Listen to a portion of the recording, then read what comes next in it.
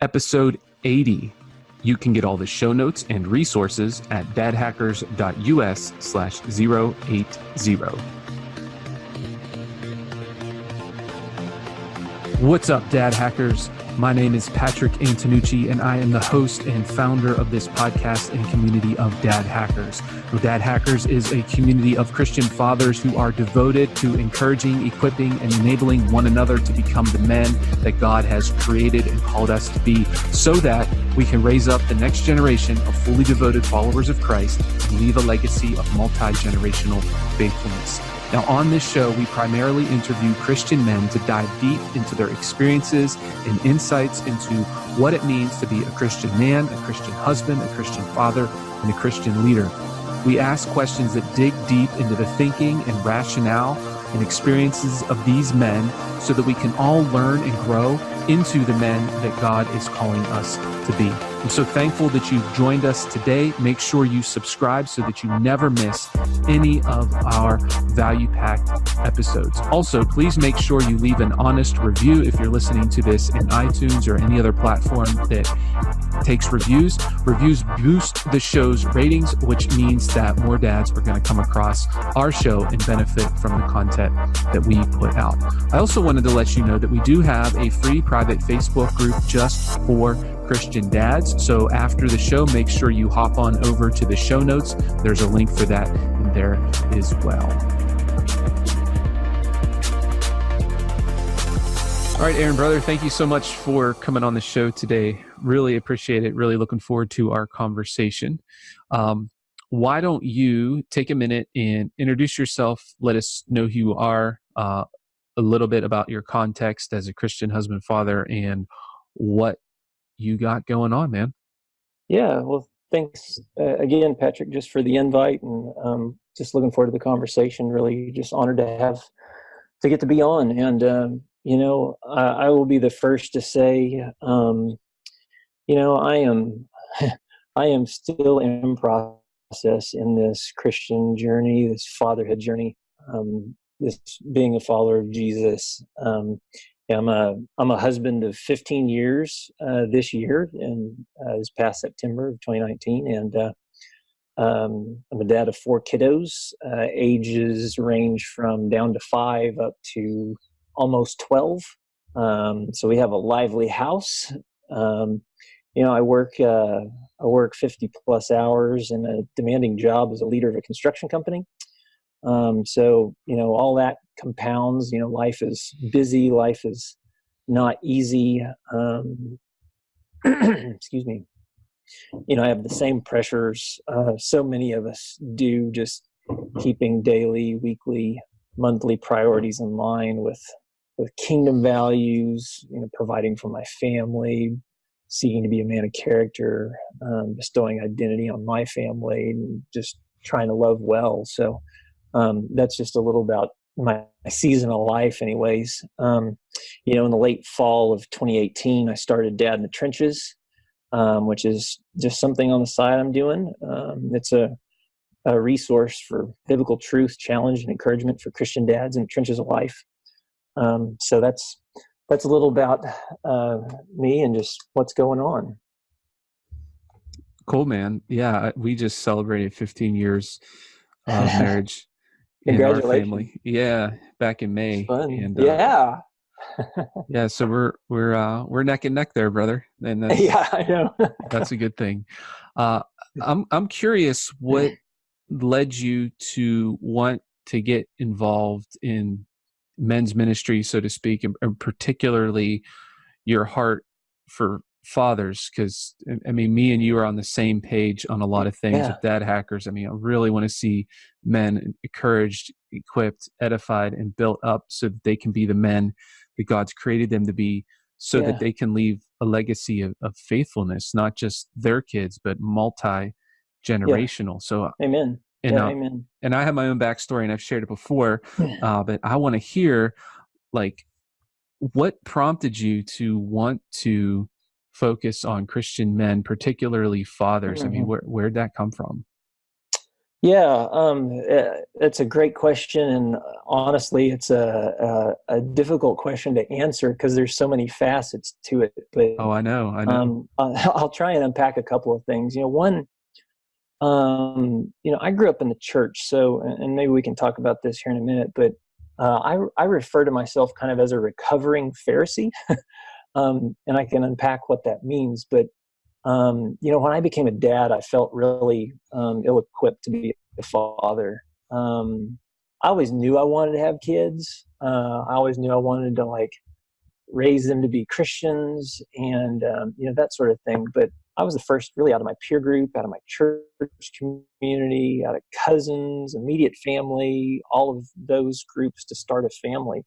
And I kind of had a general idea what I thought fatherhood would be like, but I didn't really have much in the way of resources and encouragement, others to learn from, that kind of thing. So, you know, all that to say, that's on the front end. Fast forward to a decade later of fatherhood and such. Man, I was drowning. I was I was overworked. I wasn't healthy physically, emotionally, spiritually. It bled into my marriage, onto my family. I'm sad to say, but also proud to say, you know, separation was looming for my marriage. But thankfully, um, we're at the best place we've ever been in our marriage. So it Oh was a man, praise time God. that was, yeah, I mean, 15 years is a big deal. Oh yeah. And it was a time really for, um, honestly, just for me to get heart honest with God and to face up to what was going on inside. Um, so where did Dad in the Trenches come from? It basically came out of all of that stuff. The latter part of kind of this renewal of what happened. Dad in the Trenches was birthed in my heart, and I had a feeling there's others out there like me, others that have grown up in the church, others that have kind of gone along doing the thing, but they maybe needed freedom in similar ways. They actually needed to hear someone say what they needed. So they needed to hear someone say what they couldn't put words to. So they couldn't put words to those thoughts or feelings they were having. So, Hmm. I began kicking around ideas, capturing thoughts on my journey towards, this healthy fatherhood, and, just asking the Lord if this was something to pursue. Over the span of about 2 years, in the midst of all that, our family was confronted with some health issues. And so just everything just kind of went on hold. But, this kind of vision and idea kind of stayed stoked in the back burner of my heart. And last, I guess that would be the fall of 2018. Our family was at a healthier spot. Excuse me. More unified than ever before. Thank you, Jesus. Mm. And well, I still struggle with these tendencies to slip back into being old Aaron. I'm walking much more in my calling as a husband, as a father, and just I'm excited about the trajectory we're on as a family.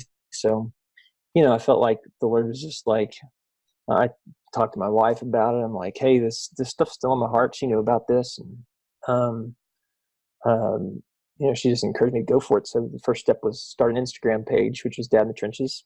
Um, Seemed to resound with guys, and I felt like put out a website just so there's a place to land for some different stuff, resources that we have, Hmm. books I'd recommend, some early blog posts, that kind of thing. And then the spring of 2019, I just felt like supposed to do a podcast as well. So I interview other dads in the trenches across all different spectrums and experiences of life, and I'm on there occasionally. I also I didn't mention this earlier, but I also turned 40 this year, so there's another milestone thrown in. Oh boy. I did yeah, I know, right?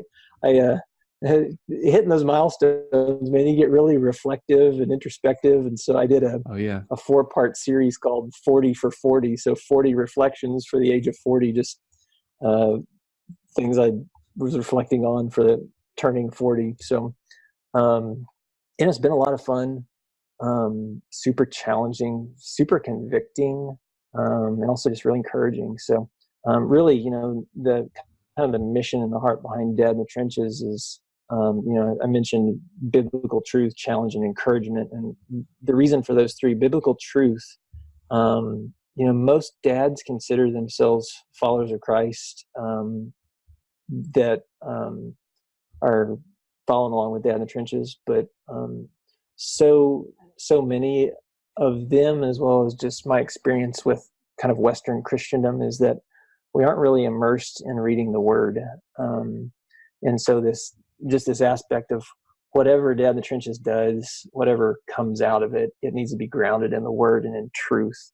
And so that's always kind of at the forefront. One of the things I try to keep out there, because we need to know what the Word says, and we need to contextually know what the Word says, and it's transformative. So that's part of it. I think that's very challenge, important. Oh, yeah, go ahead. I was just going to say, I think that's very important that men are grounded in the Word, because we can be grounded in Western Christianity, so to speak. We can have experiences at churches, we can listen to other preachers, we can listen to podcasts, but if we ourselves are not grounded in the Word, we are leaving ourselves susceptible to attacks, whether it be from false teachers or false ideas or false conclusions.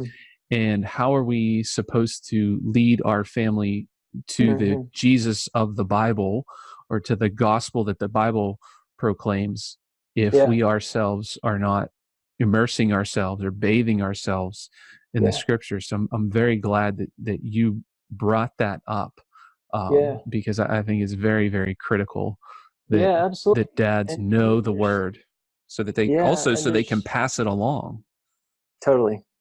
Absolutely. And, in today's social media age, man, we're just inundated with all sorts of stuff. And a person can claim to be a Christian and absolutely binge on Christian content, podcasts, books, social media posts, you name it. And it's like, that's all good that we feel we have positivity, if I could say that. But it's like, there's a difference between Christian content and actually having the Word of God like in your heart, that the seeds have fallen on good soil and they're now producing fruit, as the parable of the sower goes. And so it's like, man, I don't want anybody to rely on their daily bread from Dad in the Trenches, or from Dad Hackers, or from anybody else. I want their daily bread to come from the Word and from the indwelling Holy Spirit.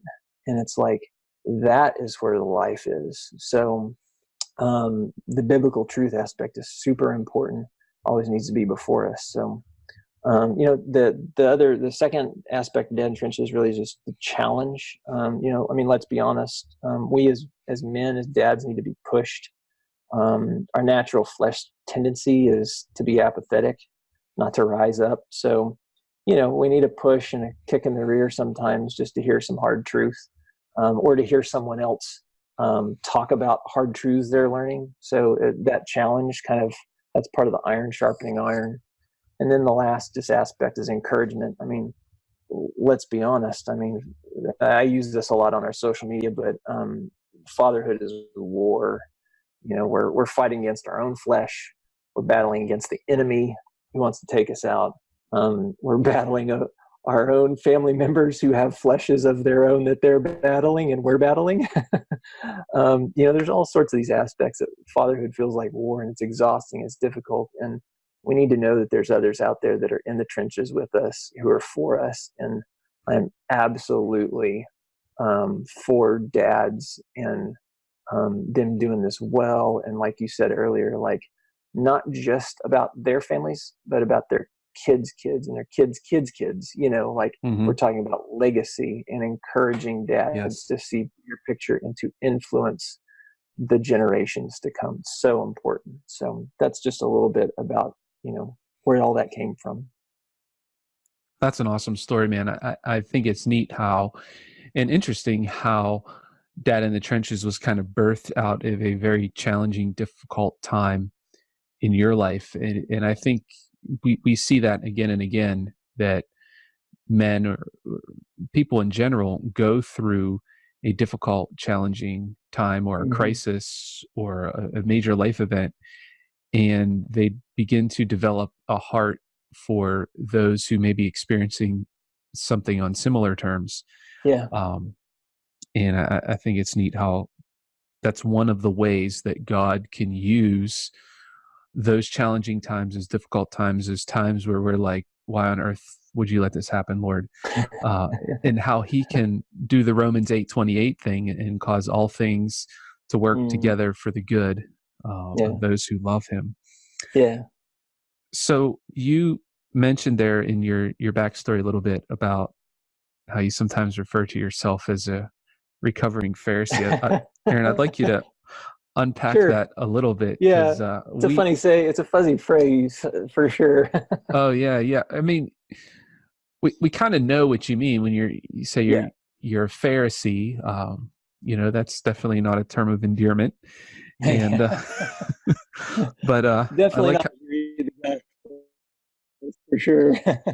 Yeah. So, and then you throw the word recovering on there, and it just makes it sound like maybe we'll need a 12-step program or something to work through this. But I know it's not that. But yeah, share with us, Aaron. What's Yeah. unpack that a little bit. Yeah, absolutely. Like I said, I grew up in the church. I grew up going to church. I knew all the right answers. Um, but really when it comes down to it, there was a lot of heart change that was needed outside of just belief in the way of head knowledge. I Man, recently I've been captivated by John 3. This is Jesus, and he's sitting and he's talking to Nicodemus, who is, I think it says he's like the ruler of the Jews, was how it was described. And it's at night, so he came to Jesus at night under cover of darkness because he didn't want to be found out. But he has this he has this interchange with Jesus, and it's just like he's just not getting it. I mean, obviously John 3:16 and 17 are the most well-known verses in the Bible probably. But it's like if we actually zoom out and just read the context and what Jesus is saying and talking about, he's talking to a Pharisee. He's talking to the chief of the Pharisees, the teacher of the Jews, and this guy is not getting because it's all performance driven. It's all head knowledge. He's not connecting. Well, how can a man be born again? He can't enter his mother's womb a second time. Like he's not seeing things. It's comical when you read it, and I'm just like, I'm fascinated. I'm like, I see so much of myself in this guy. I'm like, oh Jesus, have mercy. Um, but it's like Jesus is trying to take him to this heart level of it's about connecting your head and your heart. And really, you know in today's world, in today's Christianity, you've got people that are like all emotions and no theology, right? And then you got people that are all theology and no emotions. And it's like, well, I came out of the camp and kind of the tradition of head knowledge, no heart knowledge. And so what Jesus has been doing over the last decade plus as I've gone through these difficulties is connecting head and heart. I think it's Francis Chan. He said something to the effect of, God doesn't just want us to have good theology, he also wants us to know and love him. And so there's this aspect of you love God with your heart, soul, strength, and mind. And so all of our being is meant to connect to God, connect with God, and be shaped by him. And so that's kind of been the process and the journey of being a recovering Pharisee, in a sense, is realizing that the gospel is not just an additive that comes to make my life better, but that the gospel is a transformative reality that flows out of a realization of desperation due to my sinful condition. And this gospel needs to be rooted in my very soul in a way that it affects the entirety of my life, not just my speech, but my action. That's part of what Jesus was always scolding the Pharisees about, was they say one thing, but they do another. And so Jesus has been like connecting my speech and my action to be true integrity with what I say and what I do matches up. And this really kind of that process has just simply looked like kind of a twofold process. And it's, I mean, when you think about it, it's really simple. Jesus talks about it, but it's death and it's new birth. Jesus said, anyone who loves their life will lose it, while anyone who hates their life in this world will keep it for eternal life. And so I'm trying to think of it. There's another passage that talks about, a seed has to fall to the ground and die in order for it to produce life. And this is what Jesus calls us to. Actually, what I was really good at was pride, which is self-reliance, which is I'm doing this religious thing all on my own and I'm going to perform. And it's like, no, I have to drop that pride. I have to drop doing it on my own and die to that self. And truly, then Jesus can resurrect me how he wants me. And man, that is a tough process for sure. And just like when Jesus is talking in John 3 to Nicodemus, he's saying, unless one is born of water and the Spirit, he can't enter the kingdom of God. So there's this aspect of this renewal and this revival and this resurrection that happens within us, with our spirit, not just our mind, but also within us, in the very, very core of our being, that brings about life. And so, again, that connection of head and heart. And I mean, I'll tell you, Patrick, like just as a couple of examples of things that are maybe, I don't know, weird or unique that I could point to of what's changed in me. Like, and if my wife were here, she'd tell you too, like I was so argumentative to the nth degree. We'd have a disagreement, we'd have a fight, we'd have whatever. And I would pick on the smallest, most minute thing that I knew I could win on, just because I didn't want to be wrong. Man, you talk about pride. I think I would akin that to the biblical version of a Pharisee, where Jesus is saying you strain out a gnat. Yeah. It's like totally trying to do something like that, to where now, man, if I do something wrong and we're in the middle of an argument or disagreement and I know I'm wrong, I just admit it. I just lay it down. Like Jesus has done a work to where that, I mean, don't get me wrong, I still have my moments. Yeah. Right. But it's one of those things. It's like the humility and the peace that comes with a transformed heart that doesn't have to be right all the time. Man, that is like a load off your shoulders and off your very soul, as you give over those burdens to Jesus and take his yoke upon you. That humility that comes, it's just like this. It's almost like you can just feel this current of this river flowing within your soul that's like peaceful. It's so good. And I used to be so sarcastic and snide with my comments to people, or even with my wife, that was just masking what I was thinking and feeling. And even coming out of this last 10 years of just change, even my laugh is different, Patrick. Like, I know that sounds weird to say, but I used to laugh differently when I was all bound up, when I was all performance driven. It was the weirdest thing. And now it's like, I just can wholeheartedly laugh, and I can be free with what's going on in the moment, not like all kind of bound up and kind of controlling what's going on around me. So a couple of just interesting examples of that process and recovery that's happened with it. So, yeah. Wow, man, that's pretty neat. I'm curious, Aaron, have you found yourself to be more patient as a result of all of this, more patient with your children in particular?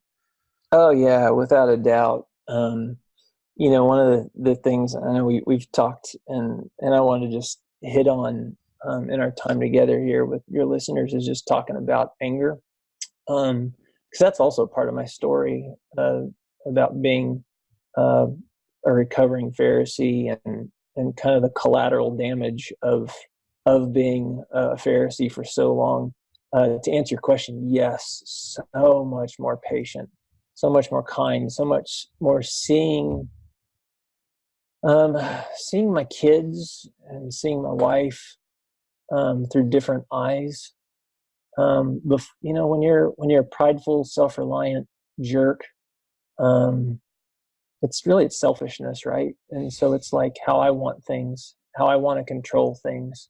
the expectations I have that I'm putting on others, which most immediately would be my family. And so it's like, man, if those expectations aren't being met, well, then I'm bent out of shape and I'm frustrated because I can't control the situation. It's like, Yeah. wow, that's pretty jacked up. And so, yeah, I just being perfectly honest, I appreciate it, man.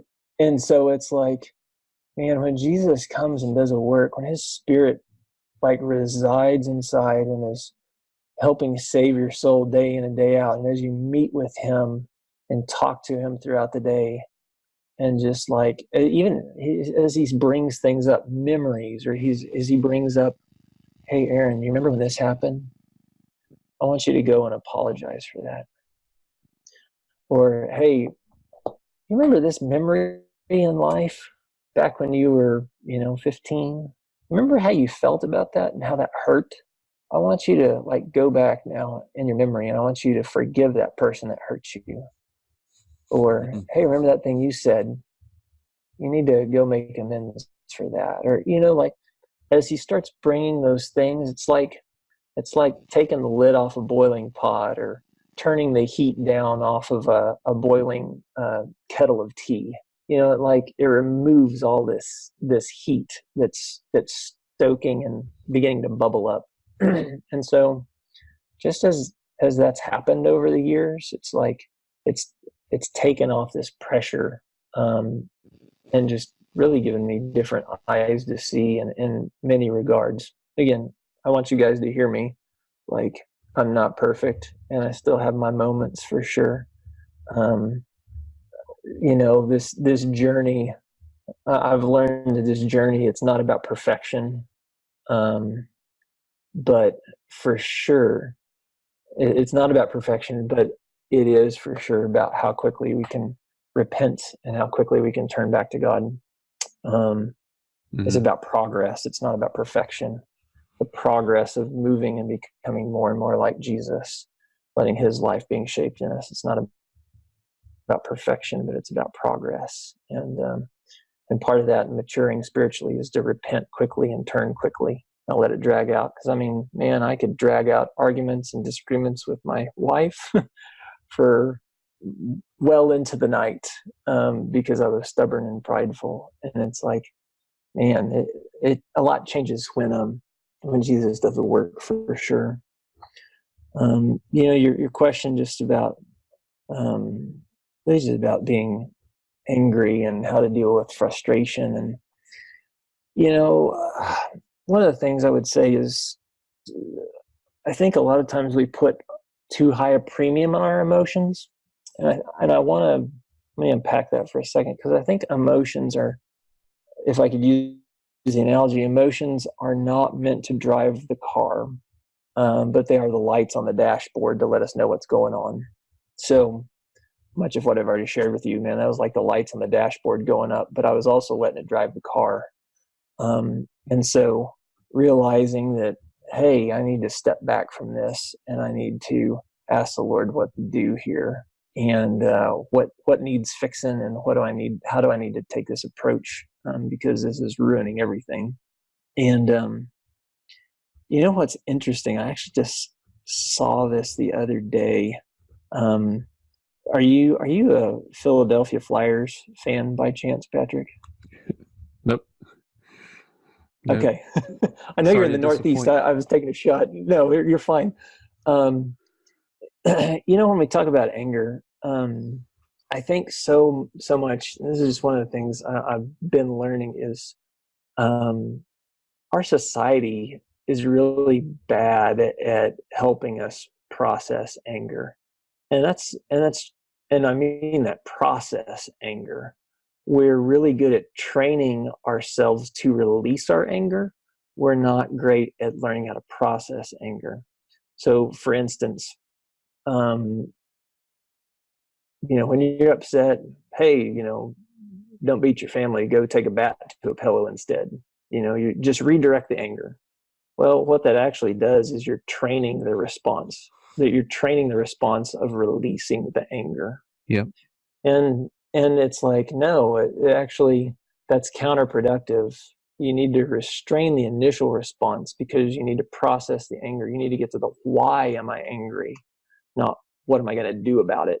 And that's also part of my story about, again, imagine a Pharisee who's not getting his way, who's self-reliant and prideful, and he's got too high of expectations for himself, for his family, for his kids, for his wife, and trying to control situations. And I mean, you've got kids, Patrick, you know how it goes.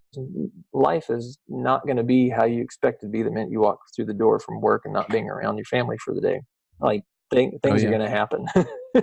And so all that bottled up frustrations, finally releases. I had the, you got to release your anger thing in my head. And so one day I went and I pounded, this sofa chair that's in my room, and I connected with the structure underneath and broke a knuckle. Ooh. It's like, okay, this is a wake up call moment. Sitting in the ER trying to explain why you have a broken knuckle, that's great. Our society, we train ourselves to respond that way by taking it out on something. Philadelphia Flyers, that's why I asked you. I saw just this news blip the other day. Philadelphia Flyers have added a rage room in their arena for fans to go to and use during the game. Oh my. They're so ticked off. They're so out of sorts with what's going on. You can go into a special room where it's okay to just break stuff and swing hockey sticks and trash their room. Like, this is what our society is doing and promoting, instead of, hey, you know what? You're getting upset about a game that has no bearing on the history of humanity or the outcome of people's souls. Yeah. But, let's keep things in perspective here, so this is a huge difference. Like, let's vent it, or instead let's process it. And so that's part of it. There's kind of, we don't have to get into them here, but there's 5 steps in a great book. It's actually a resource on the Dad in the Trenches website, but Gary Chapman, he wrote a book about basically anger management, taming a powerful emotion kind of thing, and 5 steps to deal with that. And sometimes it just sounds silly, but like actually acknowledging that you're angry and asking yourself, why am I angry, puts things in such a different perspective. It takes it from being subjective to being objective, and kind of helps diffuse that bomb, if you will. Super helpful. And then, processing through, hey, do I just have unrealistic expectations here? Or, do I feel out of control? Like, these are all things I've had to go through in my own, train myself to process. Okay, I'm feeling upset right now. Why is that? Okay, well, we're trying to sit down for dinner and the kids are just going berserko and no one's paying attention and no one's obeying or no one's coming, or, okay, what can I do about it now? That happens at your house too? Yeah. Oh, yeah. I know, preaching to the choir, right? It's a daily occurrence, it seems sometimes. But it's like, okay, so what can I do about this? Am I going to rain on everybody's parade now, or actually am I going to do something constructive with this? And so I know it sounds super, super maybe ridiculous or oversimplification, but it's super helpful with that regard, because our flesh tendency is just to lash out. And if we do that, all we're going to keep doing is training ourselves to lash out. So we have to break the cycle. But really with, anger and anger management, and I alluded to all this earlier, the pursuit of God and His Spirit moving inside you, that is one of the most effective ways to deal with the anger that's inside. And I mentioned earlier just the parable of the sower. Like, it is there takes a lot of quote unquote tilling of the soil to get your heart and your life to be good soil, so that the seeds of the kingdom can fall and produce a harvest of righteousness. And so there's this aspect of spending time before God, asking His Spirit to do His work in us, provide direction for our areas that need to change, get all those rocks out of our the soil of our soul. Say that 5 times fast. that like really helps just remove these seeds of bitterness, these roots of anger. And it's like there's both the soul work that needs to happen as well as the training of our natural responses that needs to happen in tandem. You can address the train your soul how to deal with it and not deal with underlying root causes, and ultimately you're going to fall flat on your face and you're going to go back into bad habits and patterns again. It's truly being fueled from the soil and all from the soul. There it is. And allowing the fruit of the kingdom to spring up in your life, that's going to help ultimately with kind of the outflow of your actions and what happens. That's very much true of my story in dealing with anger management. So yeah. That's really interesting how you brought up about how the world tells us to just, you have to vent your anger, you have to get it out, but direct it in somewhere constructive, like beating a chair or a rage room or something like that. And Yeah.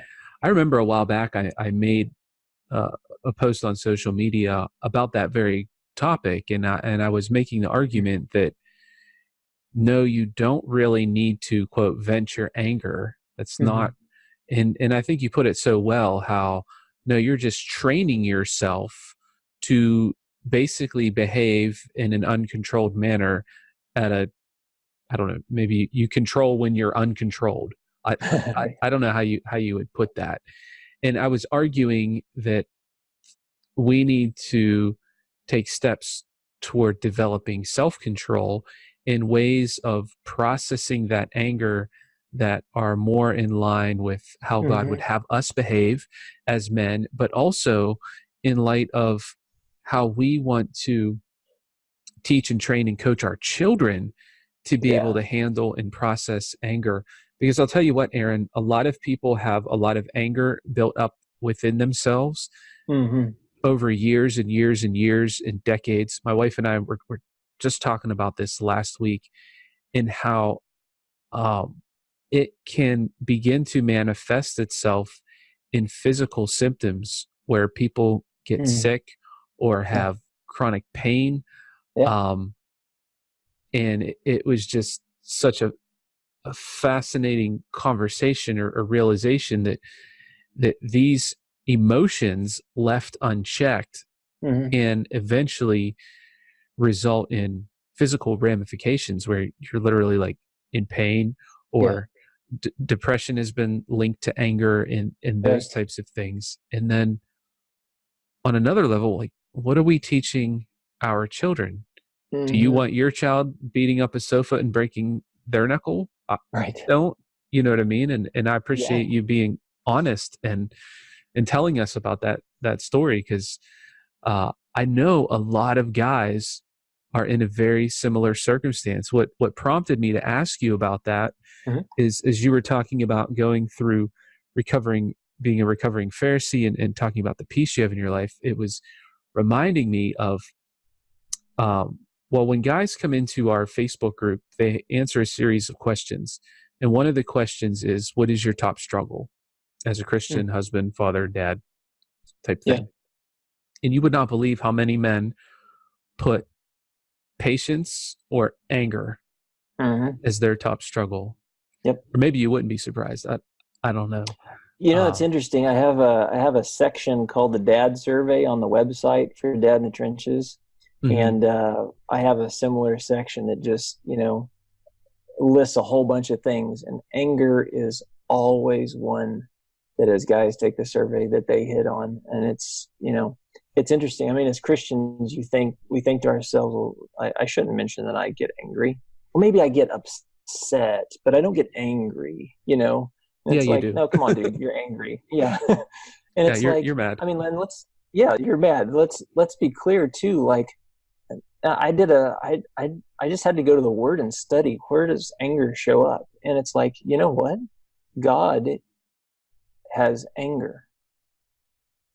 Now here's the difference. God has a righteous anger. Yeah. uh, ours is a distorted anger, because typically it's not some grave injustice that's been committed that has profaned the name of the Lord, or, taken his glory. It's, well, I didn't get my way. Yeah, your And agenda was interrupted. That's yeah, that's that's often what like, it is. that's, Or your it's expectations weren't distorted. met. Yeah, it's distorted anger. It's not righteous anger. But we're not, we have to be clear that we're talking about distorted anger is the issue, not righteous anger or indignation that the Lord feels.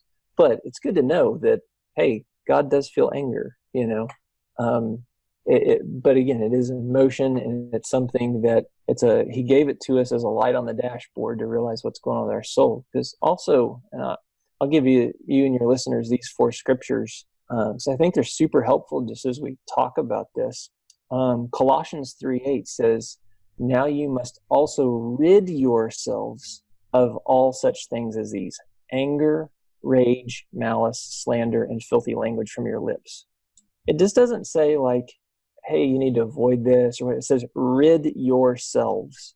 So there is an active thing that has to happen here as we approach anger and malice. I'd keep anger, rage, malice. Those 3 kind of in regards come hand in hand. What you posed on your social media is interesting. Proverbs 29:11 says, "A fool gives full vent to their anger. Yep. The And wise bring calm in the end." And it's like, well, there it is, I think that's the verse I actually referenced. Did you? Okay. And I mean, when I came across that, like, it was like an arrow into my heart. Like, okay, this is what my children get to see. This is a fool played out before their very eyes. Now, do I want them to follow in that pattern or not? So, Ephesians 4:26 and 27 says, "In your anger, do not sin." So he's acknowledging we do get angry, but there's a way to deal with it that you're not going to sin. But the also interesting follow-up is, "Do not let the sun go down while you are still angry, and do not give the devil a foothold." I think so oftentimes we use this passage in our marriages of like, well, if I'm in an argument, we've got to get this resolved before we go to sleep. And that's a good thing. Don't get me wrong. And right. I've had many sleepless nights making sure that happened. But that end passage, "do not give the devil a foothold," that's the reason why we don't let this fester and go on, because a decade of not dealing with issues, a decade of, giving into your pride and your own selfish ways and not flexing and being humble, all those things, that leads to sinning in your anger. So, not to mention that the devil a foothold. Not to mention that whenever you don't resolve whatever you're angry about with the other person, bitterness and resentment can begin to take root. And I think that's where one of the ways in which the devil gets a foothold. Absolutely. And the picture I see in my mind is your anger leaves the door cracked just enough for him to sneak his toe in there. Totally. And then he's going to wiggle the rest of his foot in, and then he's going to open, preaching to the choir. Yeah. Yes. So true. And then James 1:19-20 says, "Take note of this. Everyone should be quick to listen, slow to speak, and slow to become angry, because human anger does not produce the righteousness that God desires." And I mean, that's what it is. That's what we're after. It's when we talk about the sower sowing seed on the good soil. Like, we want the righteousness that's produced. And if we're giving ourselves to anger, if we're not trying to rid ourselves of this, it's like it's counterproductive to what God is after in our lives. So super important. That's awesome, man. You also mentioned, I forget exactly how you worded it, but it was talking about the transforming power of God's Spirit within you. And one of the prayers that I've been praying myself and over my wife and over my children lately is this concept of God empowering us by His Spirit to be able to, and then you fill in the blank. And I don't mean like earn enough money to buy a Porsche. I'm not talking about that. I'm talking about real specific things like, God, I pray that you would empower me by your Spirit to have more peace and patience and be able to process my anger. Mm-hmm. I feel like that is an extremely powerful prayer because it's Yeah. calling upon the one who has the power and the strength to Yeah. transform. And it's also humbling as well because you're admitting indirectly that you don't have the strength in yourself. And I think that's where, Yeah. and again, I'll make the same disclaimer. I don't have it all figured out. I mess up on a daily Yes. basis. I Me lose too. it with my kids. Um, I've been known to yell. um, but I think we as men, as dads, can get into trouble when we keep trying to, quote, white knuckle it, and we keep Mm-hmm. trying to do it in our own strength, and we're trying to Mm-hmm. transform ourselves, which is shown by the gospel that we can't transform ourselves. So Yeah. what better one to call upon than the one Mm-hmm. who's all powerful, all knowing, ever present, Yeah. the Holy Spirit. Isn't it so funny too that it's like he calls us to transformation by acknowledging and in a sense like boasting in our weakness. Boasting, I mean, I'm using the words of Paul there, but Right. it's Yeah. like, when you when you acknowledge and you in a sense give in to the weakness of, Lord, I don't have what it takes, I need you to do this. And it's like there's something that happens in that I can't even explain honestly, but it's just like he comes and he picks up where we left off, which isn't very far at all. Yeah. He gets to take the ball and run with it for a long way in that transformative journey, and it's a beautiful thing. The white knuckling it can only sustain and last for so long.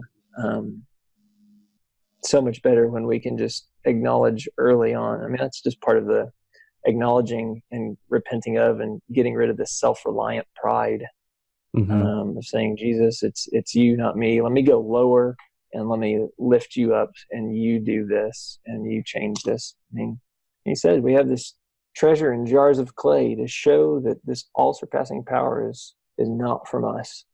And it's like, okay, I don't fully grasp how the inner workings of that in my very soul, but I know it's true because he's doing it.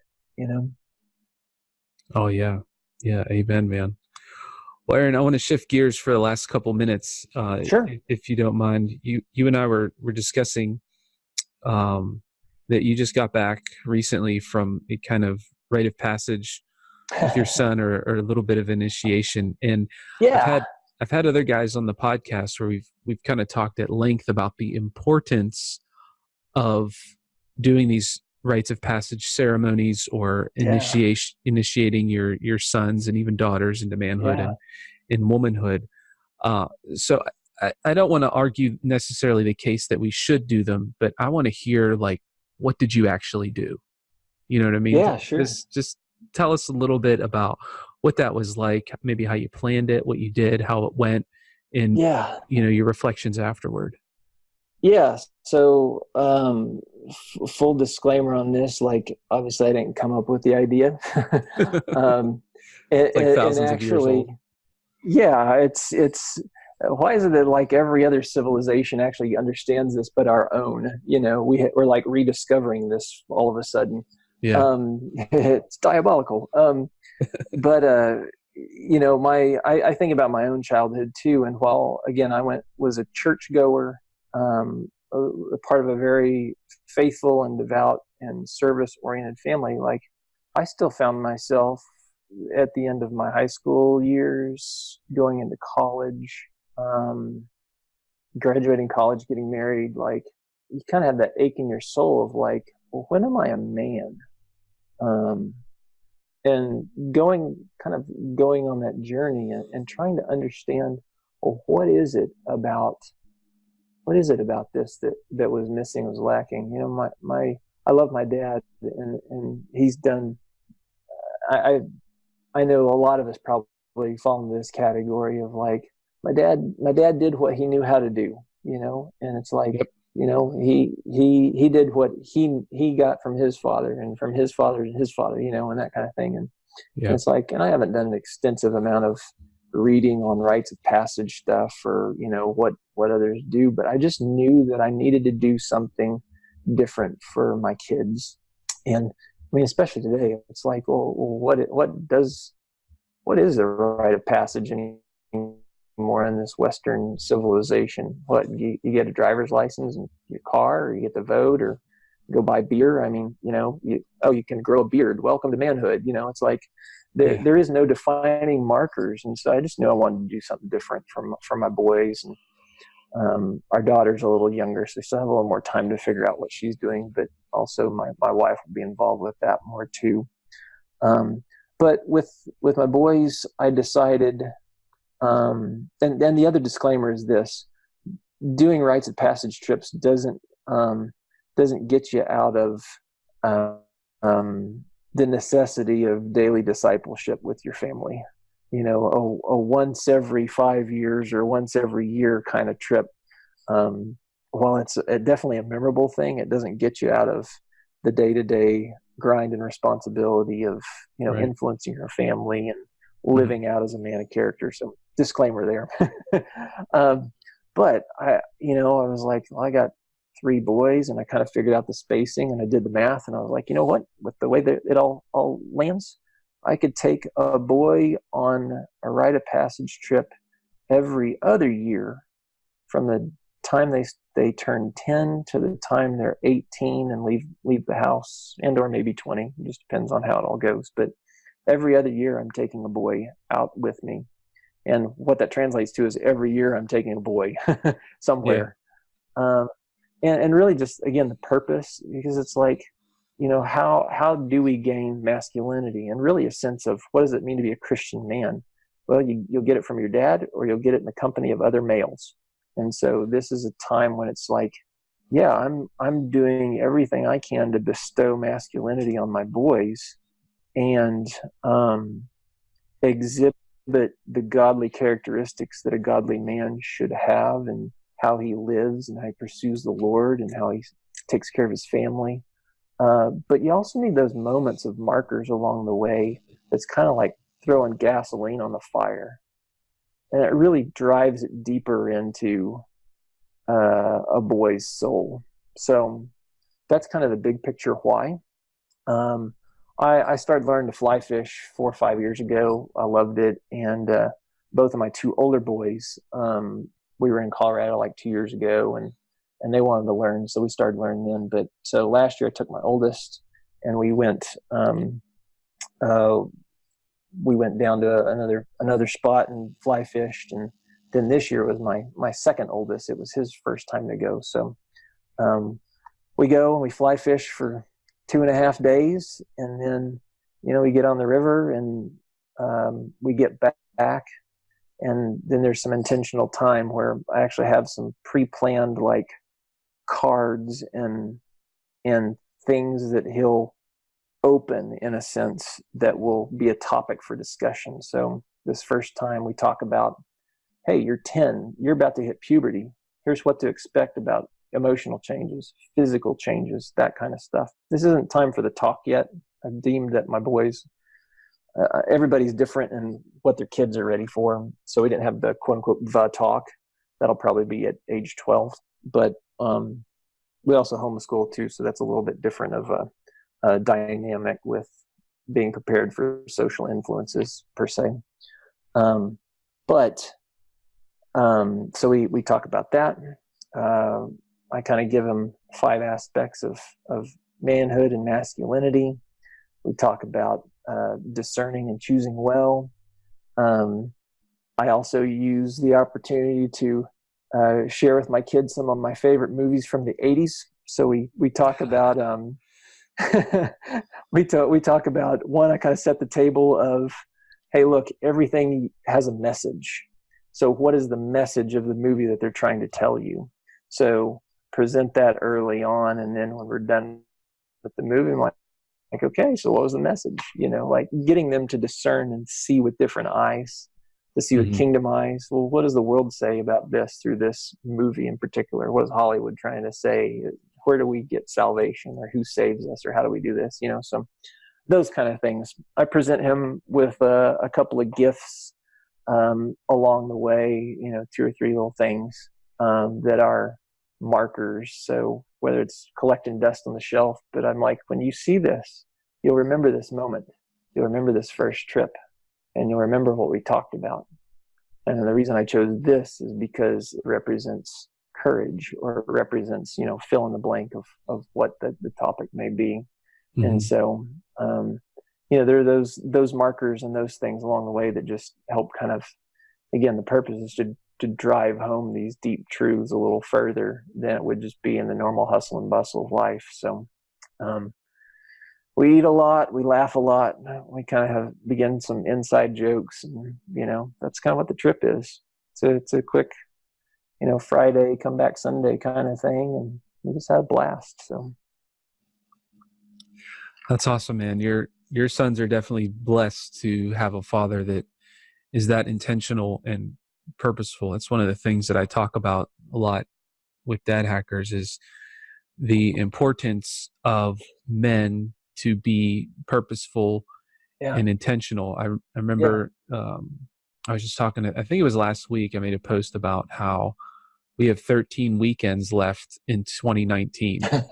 It's probably down to I forget when I posted. It's either 12 or 11 weeks going to be now. But how are we going to use those? And then I'm thinking of how we only have a finite amount of time on this earth to disciple our children, on average 18 years of full-blown discipleship. Of course, you're going to disciple and coach and mentor your sons and daughters after they're out of the house. But I mean, that intense time, you only have 18 years. We've got to step up and step into what God has called us to be as men, as husbands, as in this context, as fathers, during this time.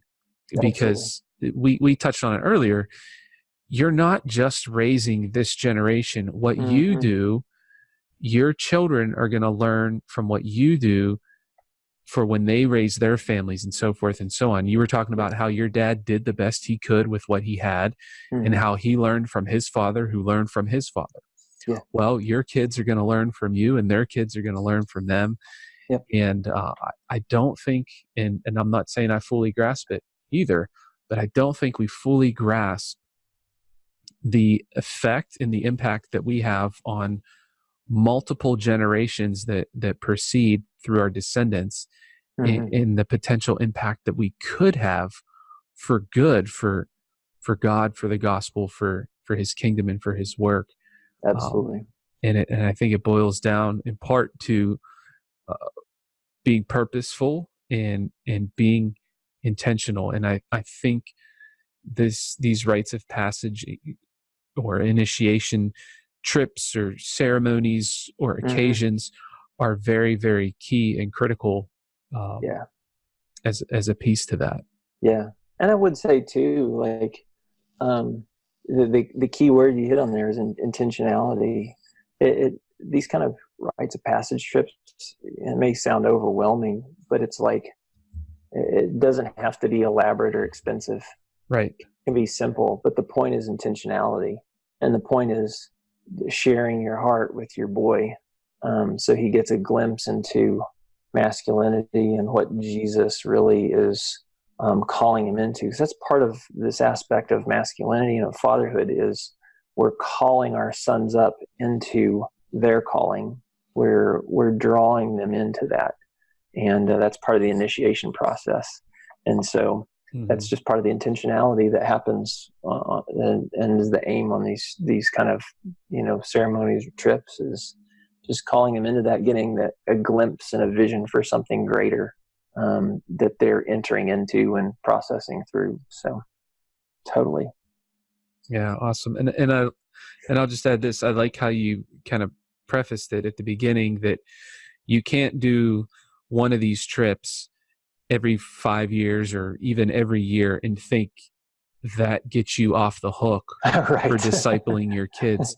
I remember I was talking to a guy. He was doing yard work at my neighbor's house, and he was talking about how he works a lot, but he's going to take his kids to Idlewild over the summer, and that'll make up for all the time that he's missed, because he's going to do one big thing, one nice big event with his family, and that's somehow going to make up for him missing, every weekend or every night. I don't know the particulars of his situation, but I just felt so bad for his line of thought and for the damage that's going to inflict on his kids, that he thinks that he can do one big special event or thing, and that's somehow going to make up for that. And just a little background, I think I said Idlewild, like people know what I'm talking about. It's a water park, amusement park near where I live. There you go. And it's not even like relatively close to Disneyland. I mean, it's, as far as the scale of what they do, it's mom and pop amusement park. So it wasn't even like this huge, elaborate trip he was planning or anything. Not to cut up on him, but just to illustrate the fact that we can't think that what we think quality experience is going to make up for our lack of quality, and more importantly, quantity, can't say that right, quantity of time with the kids. Yeah, absolutely. So, man, I thank you. We got to wrap it up here. Sure. I mean, we could probably go for quite a bit longer talking about all this stuff. But Aaron, I thank you so much for coming on the show. If guys want to get in contact with what you're doing, you mentioned website, Instagram, podcast. What's the best way to kind of begin to connect with what you're doing? Absolutely. Instagram is a great place. You can direct message me there, or even just comment and post. Dad in the Trenches is the Instagram handle there. dadinthetrenches.com is the website. You can poke around on there. I've got a lot of books listed on the resource tab that have been really helpful for my journey over the years. If you're feeling really brave and want to look in the mirror at yourself and fill out the dad survey, go for it. That's fun as well. The podcast, pretty much where you can get podcasts, Apple, Google Play, Spotify, Pocket Cast, Stitcher, Dad in the Trenches. It's there as well. You can sign up for updates on the website. And really, I don't spam inboxes. You will hardly even get an email from me, but maybe once or twice a year about anything that's happening or news or anything like that. So you can sign up and just be in the loop on that stuff as well. And then, if you guys want to reach out, talk about rites of passage or anger management or whatever else, you can always email me at hello@dadinthetrenches.com. Totally open to those conversations and connecting with guys that way. So those are the best ways to get in touch and follow along. All right, Aaron, that sounds good. I'll definitely link all those things up in the show notes. One final question I'd like to ask before we wrap it up here. In your opinion, Aaron, what makes a great dad? Oh, man. Golly.